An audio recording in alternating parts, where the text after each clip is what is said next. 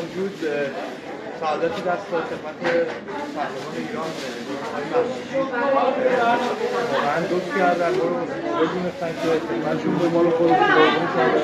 خیلی ممنونم همینجور که دارید میبینید واقعا یه حرکت واقعا میگم فراغ انسانیه، واقعا فوق‌العاده.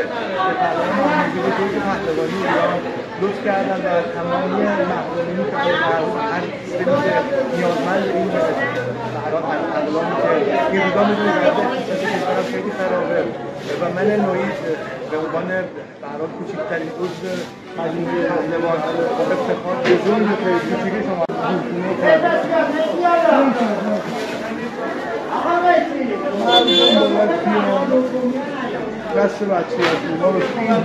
من محمد آقا انقدر زیبا و شیوا تعریف میکنن صحبت میکنن که آدم مشتاق دم خیلی گرم، دم مشتاق گرم، دم کسایی که ایران رو دوست دارن، مردم رو دوست دارن، میان دست به دست هم دارن. این مختاری به دوستاش ندارن، تو هر لباسی میخواد باشه، تو داره بی‌معرفتی میکنه و اون گرونفروش هم داره گرونفروشی میکنه، میاد داره خون مردم رو پوششه و اون خون شهدا رو آرمیده.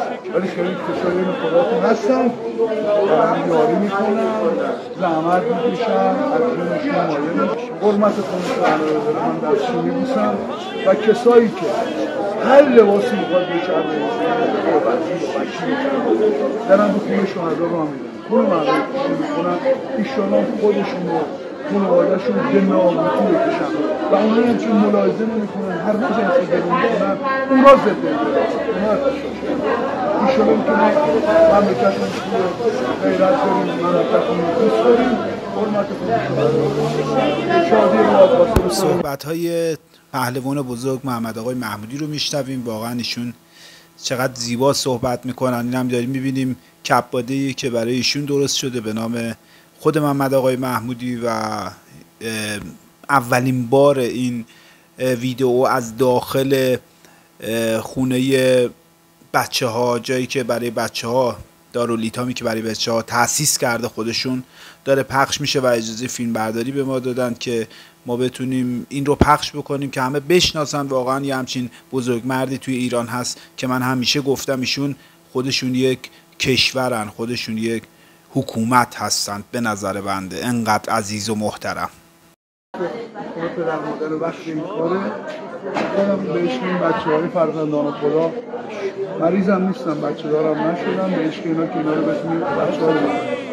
این خونه رو وقتی این کار که خودم که زندگی میدونم این ستاره شد خدا پدر مادرم و برادرم. خب این روزهای جمعه ایشون محمد آقای محمودی خودشون تشریف میارن برای سر کار وا میستن و میبینید چه جمعیتی اینجا واسدن و منتظرن تا بسته هاشون رو بگیرن. بسته هاشون کامل و جامع شامل تمامی اقلام مواد غذایی که نیاز هست خود محمد آقا تهیه میکنن و رسیدگی کامل و مدیریت کامل، اشراف کامل دارن به این قضیه. باید بریم جلو. اگر عین برنامه خودت بچه‌های سرطانی که گلدون میذاریم باید این گلدون بذاریم اینجا جاییه که از خدا و یتیمان و انرژی بگیریم کارهای مردم انجام بدیم. ما هیچ کاری اینجا جز این که دست مردم رو بگیریم به عشق خدا و خدا انرژی ما بدیم، دست به دست هم بدیم. خب شما عزیزان هم میتونید شهر ری تشریف ببرید و روزهای جمعه میتونید کمک‌های خودتون رو اهدا بکنید به این مرکز. واقعا پهلوان بزرگ توی مجموعه حامیان کودکان سرطانی وجود دارن و واقعا باعث افتخاره.